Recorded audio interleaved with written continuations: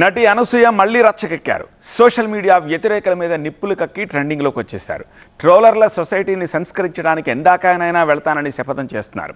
Anasuya voice మళ్లీ ఎందుకు viral అవుతున్నట్టు, ఆమె తాజా వేదనకు కారణమై ఏమై ఉండొచ్చు? సోషల్ మీడియా నెగటివిటీతో కుంగిపోతున్నా, ఇక నా వల్ల కాదు అని 2 ఏళ్ల కిందట ఫైర్ బ్రాండ్ అనసూయ వెక్కి వెక్కి ఏడ్చిన సీన్ ఇది. అది ఎమోషనల్ అప్పీల్. 3 నెలల కిందటైతే ట్రోలర్లపై లీగల్ ఫైటే చేసిందామె. తనపై ఆన్లైన్ వేధింపులు పెరిగిపోయాయంటూ అశ్లీల వ్యాఖ్యలు, లైంగిక దూషణలు, బెదిరింపుల అభియోగాలతో ఫిర్యాదిచ్చి 42 మందిపై కేసు పెట్టించి సెన్సేషన్ అయ్యారు. బొజ్జ సంధ్యారాణి, ప్రియా చౌదరి గోగినేని, పావని, శేఖర్ బాషా, రజనీని కోర్టుకి ఇచ్చేశారు.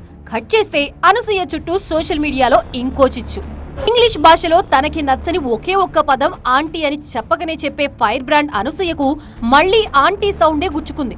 ఇటీవల ఒక హోలీ ఈవెంట్ లో గెస్ట్ గా వెళ్లిన అనసూయని మైక్ అందుకోగానే ఒక్కసారిగా ఆంటీ ఆంటీ అంటూ కేకలు వేసింది అక్కడున్న కుర్రకారు. కాసేపు అసహనానికి గురైన ఫ్రస్ట్రేషన్ బయటికి కనిపించకుండా జాగ్రత్త పడ్డారు. ఎలాగోలా ప్రోగ్రామ్ ని ముగించుకుని వెనక్కి వచ్చేశారు.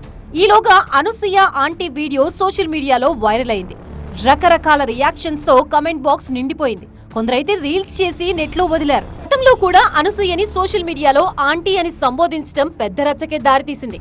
వయసుని బట్టి పిలవడం సరైంది కాదని నీతులు చెప్పినా ట్రోలింగ్ ఆగలేదు.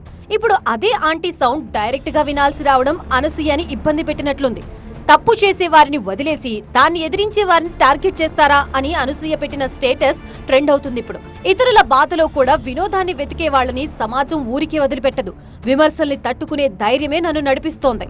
ఎదిగే వాళ్ళని విమర్శించడానికి మీరెవరు అని శాపనార్థాలు పెడుతూ ట్రోలర్లపై మళ్లీ నైతిక దాడికి దిగారు అనసూయ. ఈ వివాదం ఇక్కడితోనే ఆగుతుందా, లేక ట్రోలర్లపై లీగల్ ఫైట్ చేసి మరికొన్నాళ్లు సాగదీస్తారా చూడాలి.